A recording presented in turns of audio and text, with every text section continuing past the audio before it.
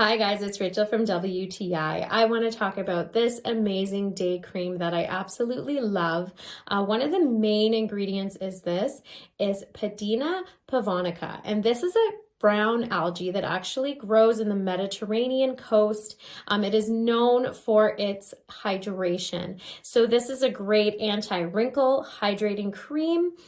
This smells amazing. I cannot even talk about just how calming and beautiful it smells.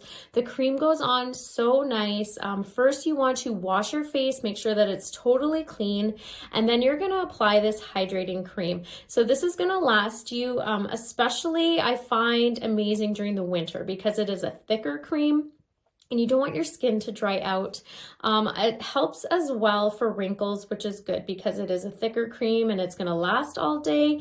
It helps with all those little nook and cranny wrinkles that you just wanna get hydrated and take care of.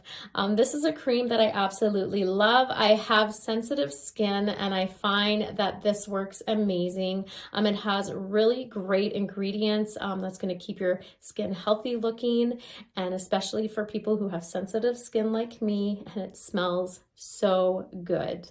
And that's just my point of view.